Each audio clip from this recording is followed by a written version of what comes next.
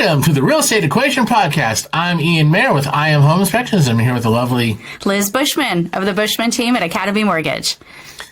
Liz, question for you. How many real estate agents have you worked with in your career? Thousands. Think about it. As a lender, I'm on both sides. I speak with the listing agent and buyer's agents. How about you? Well, in our career, we've done well over 6,000 inspections. So that's probably about 5,000 agents we worked with over the last several years. So I think between the two of us, we have a lot of experience in observing agents and observing which agents we love working with and which agents we can tell, are not going to be great agents. Or need a little extra help, need a little extra coaching, need a little extra training. But we know. So today, what are we talking about? So today we're going to talk about the top 10 things that successful agents do that other agents do not.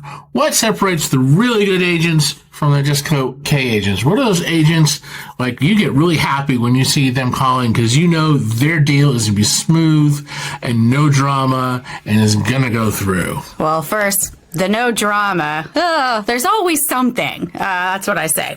But how you can set yourself up, let's talk about that top 10 list. So number 10, be professional. What does that look like? So many agents may be part-time, but they're still professional.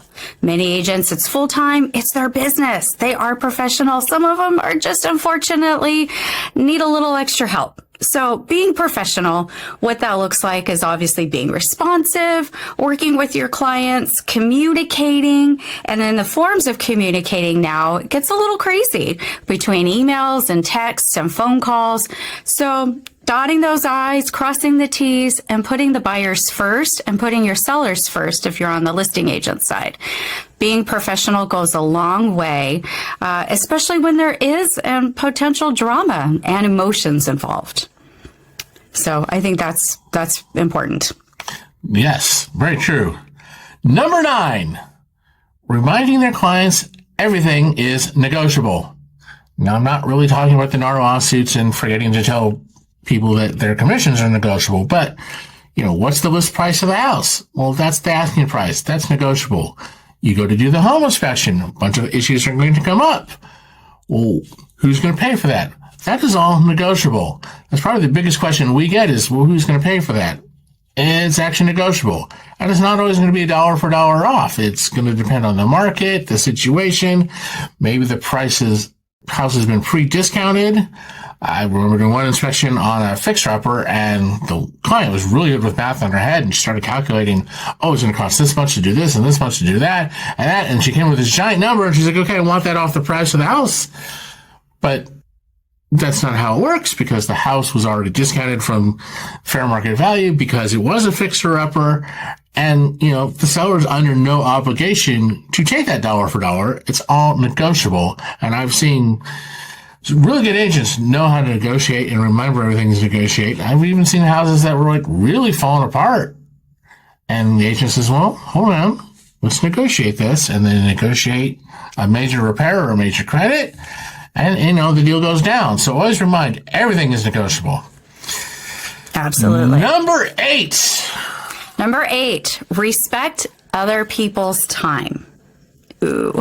So how do we do that? Well, as a lender, focusing on business hours versus non-business hours, we try to work realtor schedules. So weeknights, weekends, as well as our day-to-day weekdays.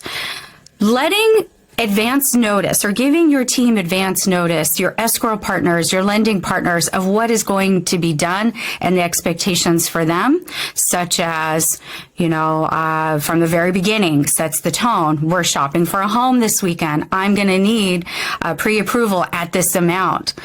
Instead of asking for it at, 7 p.m. on a Saturday night, who knows what you're doing? Well, most of us have families, so we're spending that time with our families. Get it in advance. Call your lender on a Friday.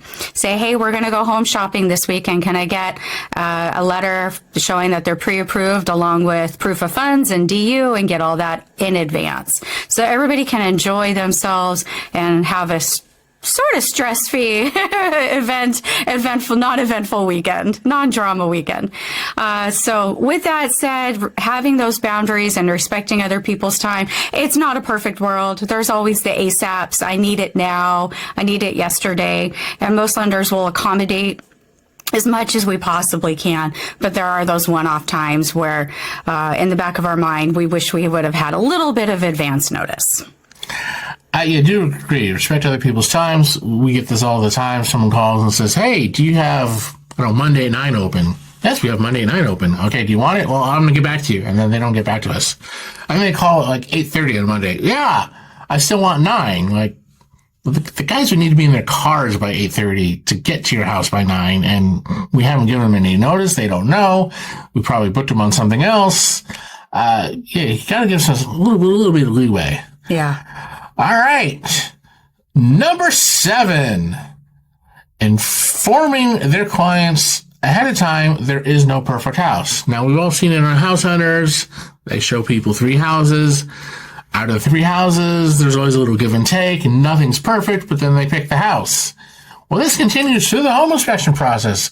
No house is going to be perfect. There's going to be something on the home inspection report in every house, even if that house is brand new. Plenty of brand new houses still need to be inspected. There will still be issues that will come up on the report.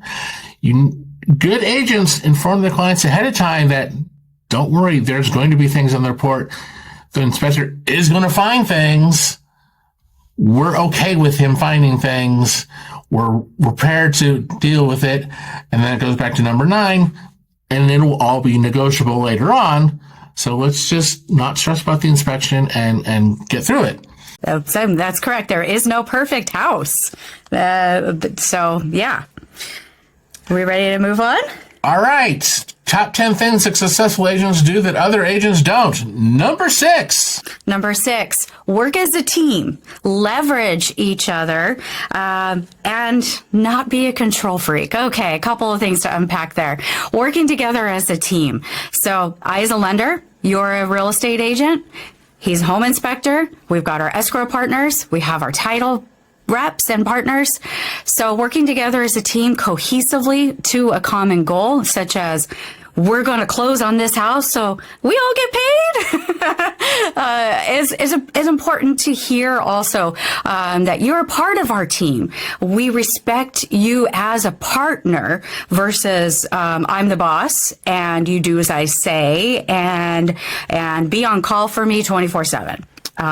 So you can see, there are, 2 different types of expectations driven there.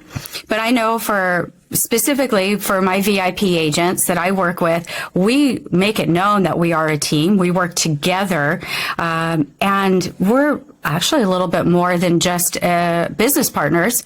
We're a little on the side of friends and family too. So those relationships are key to, again, being successful at your business. I agree. We all are part of the team. We all want to succeed in real estate. We all want to see, transactions happen. But that goes into number 5. Expecting other people to sell the house to your client for you. Obviously, we do want to work with this team, but on the home inspection side, we're into facts. Some agents are like, well, can you say some good things and not just bad things? Well, we're into facts about the house. What's the condition of the roof? What's the condition of electrical? We're not really here to convince a buyer who doesn't want to buy the house to buy it, regardless.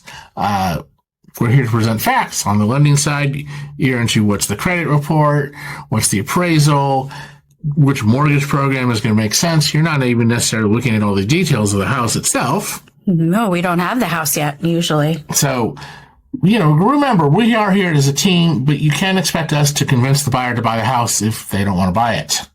Very true. And then we come to number 4. Know your product. Wow. So easy said for a lot of people. They know what your product is. You're a real estate agent. The product is the home. It's the neighborhood. It may be the person that you are selling to, your buyer, your sellers. But one thing too, the contract, the RPA, Residential Purchase Agreement, and all its addendums, that is a product in itself. Reviewing the changes, knowing what's negotiable, going back to what can be negotiated, everything practically, even down to contingencies and turn times on the loan and the financing, assuming the buyers need financing. So identifying what your product is allows you to not only sell appropriately and professionally, but also overcome maybe some objections and concerns that your buyer or seller, or if you're a property management, renter may have. So wouldn't you agree that's a huge thing that needs to be considered? Yeah, know your product. A lot of times on condos, particularly, you might ask the listing agent, is this condo have its own hot water heater, or is the hot water supplied by the HOA? And I can't tell you how many times the listing agent said, I don't know. Well, how do you not know your own condo that you're selling? Yeah. And yes, and know the contracts, what's in the contracts. I just did a whole presentation to eXp Realty on what it says about the contracts and home inspections and how that relates to the whole process. Yeah, it's huge. Which goes into number 3, not informing clients of their rights. And this goes in the contract. The contract gives certain rights to the seller and certain rights to the buyer. And a lot of clients, they're not really aware of this, and they're expecting their real estate agent to explain. A couple examples, like buyers are allowed to have additional inspections. There's a list of inspections they're allowed to have. They can choose them. Buyers can have a mold inspection that is separate from the home inspection. And that is, the contract explains all of that. On the seller side, the sellers also have the ability to say no to things. We got contacted by a seller the other day. Some other company did his home inspection, and he was very concerned that the inspector had called out all these things in his house as major issues, and now the buyer wanted them fixed. Should have he done that? And so, well, that's not really the issue. The issue is, this is non-negotiable. The buyer has the right to ask you to fix them, but you also, as the seller, have the right to say, no, I don't want to fix them. And so not everything is locked into stone until it's written into the contract and signed. So keep informing their clients that they do have rights in the transaction, both buyers and sellers. And knowing when, and same thing, if I could jump in on the contingencies, you have your appraisal contingency, usually lines up with your inspections. So knowing that if everything's not the way that they thought it was when showing the house originally, that they can get their money back, their escrow deposit, their EMD. So knowing that those rights are there, a lot of first-time buyers, your seasoned buyers are one thing, your investors are one thing, but your first-time buyers need a little hand-holding, need a little walkthrough, need some education on that. And that goes into number 2. Number two is know the strategy, or have a strategy to close the deal. So what's your plan? My husband hates that because I ask him that all the time. What's your plan? But what is your plan for closing the deal? So being able to foresee any challenges, whether it's property related or loan related, or maybe it's a credit issue on a pre-approval, or with the seller, where are they going to next? What's their plan? And being able to line up the strategy and a timeline so that, again, going back to knowing expectations from all the parties involved, being able to fulfill those and have a plan. The worst thing you could do is jump right into that polar plunge and not know the temperature of the water in the wintertime and just expect everybody to know what the plan is. So execution, communicating, sometimes it leads to over communicating the plan, but at least have a plan. Some agents I know, unfortunately, don't have the plan, and then we're always backpedaling, which is, I'm able to backpedal, but it's not the way of the business when we can actually plan ahead and go, hey, we need the appraisal done in X amount of days. We need loan approval in X amount of days. Again, it goes back to the contract. If it's negotiating just to get an offer accepted on the buyer's side, have a plan. Without a plan, we don't know how to measure the success. Yeah, I agree. Know the plan to close the deal. I remember once an agent called me and said, we have a problem with the inspection. I thought, oh God, did I miss something? I don't think I missed something. She's no, the report's fine, but the sellers, they don't want to fix things. And so now we can't close. And I'm like, this is one, not my problem as the inspector, but this is part of having a plan, to have a contingency plan, have backup plans. What are you going to do to close the deal? And understanding things are negotiable, and the buyer and sellers have rights. Yeah. So this could all be summed up by number one of our top 10 things successful agents do that other agents don't, and that is manage the expectations of your clients up front. Good agents explain the whole process up front. They explain the timelines up front. They explain contingencies up front. They explain what to do if something goes sideways up front. That way, clients don't start filling in with their imagination and creating expectations that don't line up with reality. I've seen so many deals go sideways that didn't have to go sideways if the agent had simply been more proactive and explained things up front.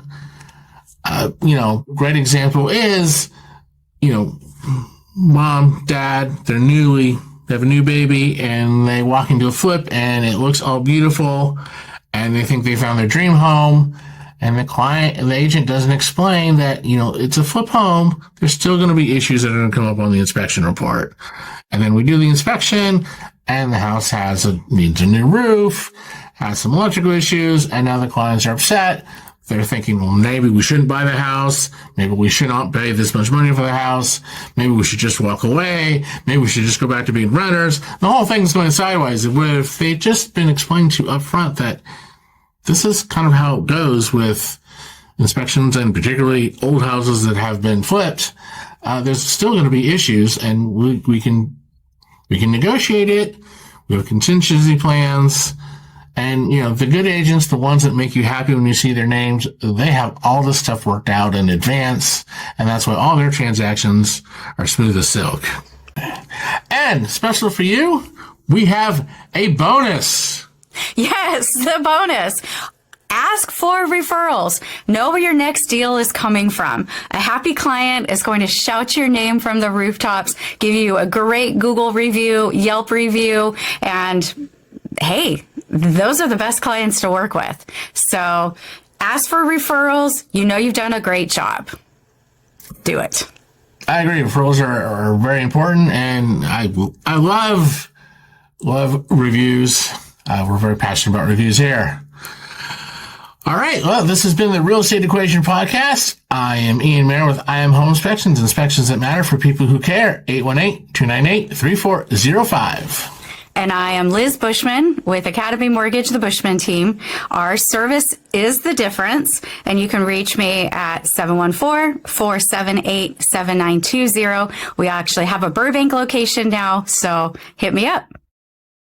Thank you for listening.